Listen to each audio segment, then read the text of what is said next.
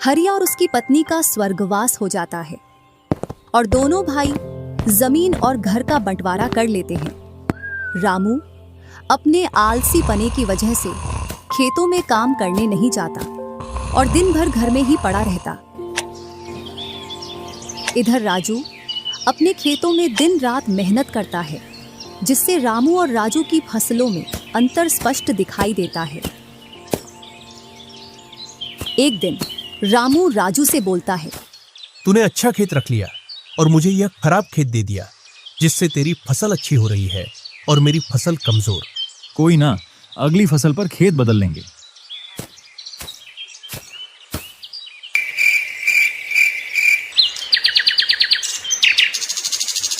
अगली फसल पर रामू राजू से खेत बदल लेता है और एक खेत ज्यादा ले लेता है।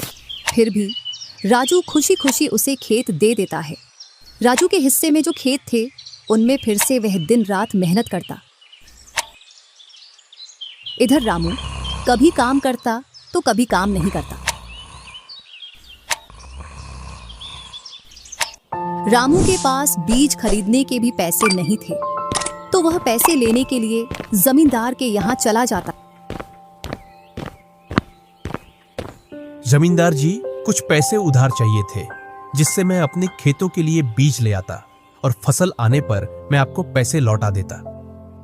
क्यों नहीं भैया, लेकिन आपको 2% ब्याज देना पड़ेगा। जी जमींदार जी, मैं ब्याज दे दूंगा। जमींदार रामू को पैसे दे देता है और रामू उनसे कुछ बीज लाकर अपने खेतों में बो देता है। इधर राजू अपनी फसल की रोज देखभाल करता और रामू बोकर आया उसके बाद से अपनी फसलों को देखने के लिए भी नहीं गया। वहीं अपने घर में पड़ा रहता और दिन रात सोता रहता।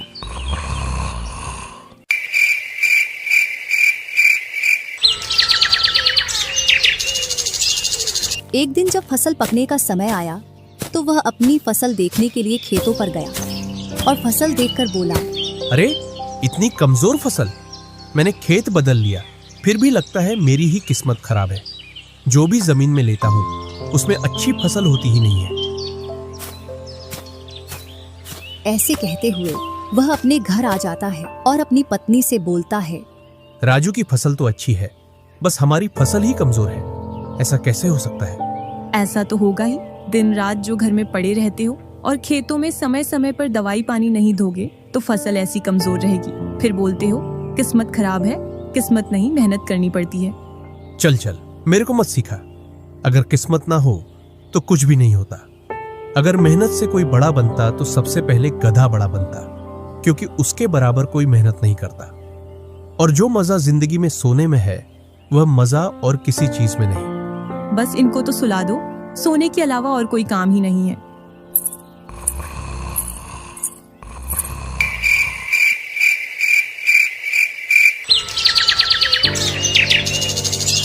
कुछ दिनों बाद जब फसल निकली तो राजू की फसल रामू से दोगुनी निकली, जबकि उसकी जमीन रामू से कम थी।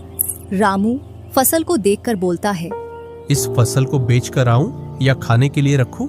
इधर जमींदार जी को भी पैसे देने हैं। अब इतनी सी फसल से कैसे काम चलेगा पता नहीं।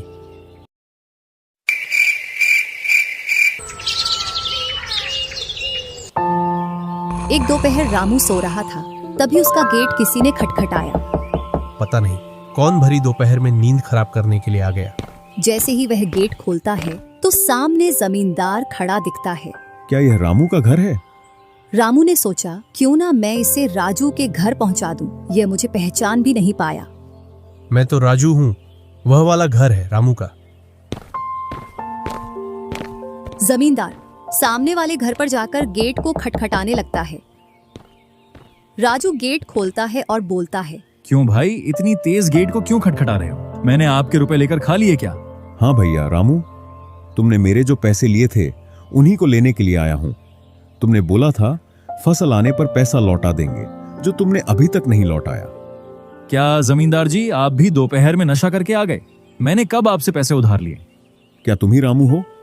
नहीं, मैं तो राजू हूँ। रामू तो सामने वाले घर में रहता है।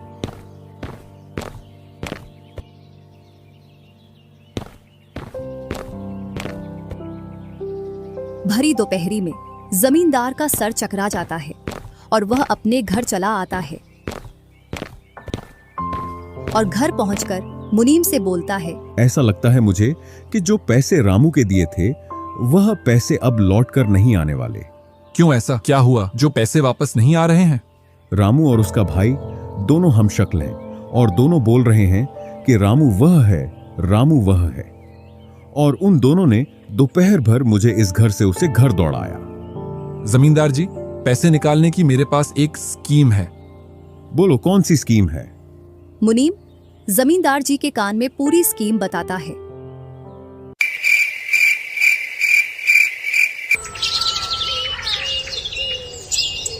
दूसरी सुबह जमींदार, मुनीम और दो आदमी जिनके हाथ में लाठी थी, चारों लोग रामू के घर की ओर चलते हैं। जैसे ही रामू के घर के पास पहुंचते हैं तो जमींदार और दोनों लोग थोड़ी दूर रुक जाते हैं। अरे रामू भैया, बाहर निकलो, मैं पास ही के गांव से आया हूं। जरूर जमींदार होगा, मैं आज गेट खोलूंगा ही नहीं। मैं तुम्हारी ससुराल से आया हूं।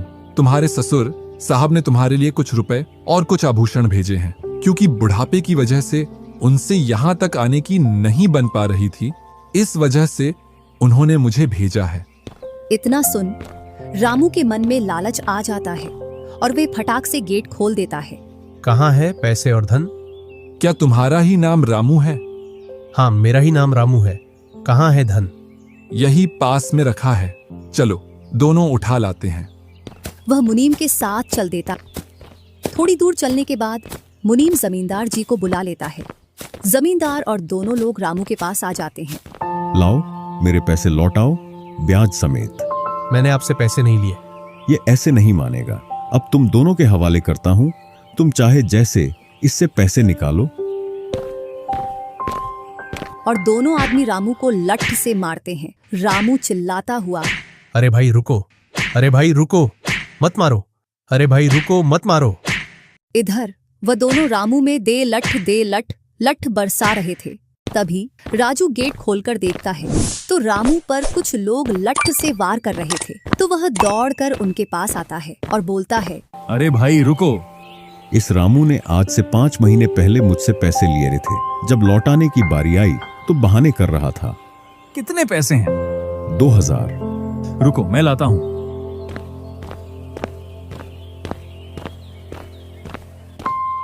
राजू रुपए लाकर जमींदार को देता है और जमींदार और उसके साथी वहां से चले जाते हैं। इधर रामू भी अपने घर में चला जाता है और राजू भी।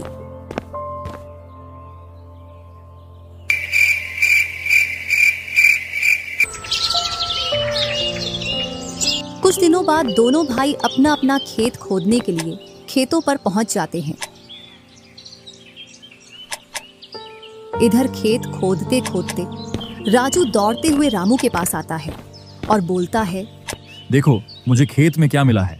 राजू के हाथ में हीरा देखकर रामू के मन में लालच आ जाता है और वह मन ही मन सोचता है, इसके खेत में तो और भी हीरा हो सकते हैं।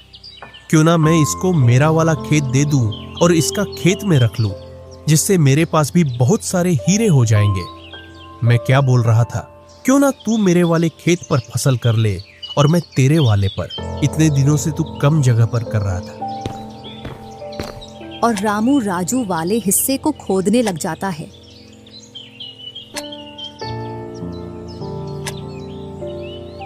शाम तक पूरे खेत को खोद देता है, लेकिन उसे उसमें कुछ भी नहीं मिलता और थका हारा घर पहुंच जाता है। आज पूरा खेत खोद दिया, लेकिन फिर भी एक हीरा नहीं मिला। जबकि राजू ने खेत का एक कोना खोदा था, उसमें ही उसे एक हीरा मिल गया। अच्छा, आप अगर ऐसे ही मेहनत करते रहे तो एक दिन आपको भी बहुत सारे हीरे मिलेंगे। बातों ही बातों में रामू की नींद लग जाती है।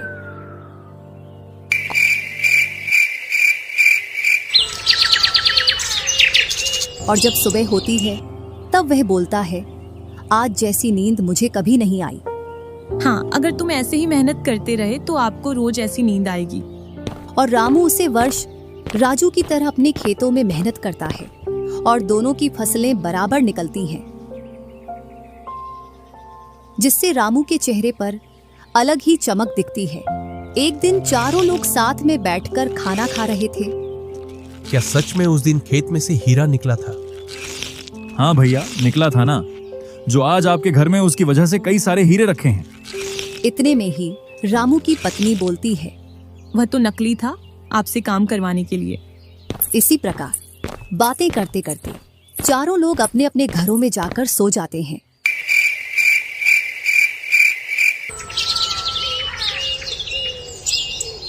सुबह होते ही तुम दोनों को राजा साहब ने राजमहल बुलाया है। वह दोनों भाई सेनापति के साथ चल देते हैं। अब पता नहीं कौन सी आपदा आ गई। कुछ नहीं, कुछ अच्छा काम होगा, तभी तो हमें बुलाया है। दोनों राजा के पास पहुंच जाते हैं। हमने सुना है इस वर्ष तुम्हारी फसल सबसे अच्छी निकली है और आपने इस बार सबसे ज्यादा राजकोष में कर दिया है। इसी का आप दोनों को इनाम दिया जाता है।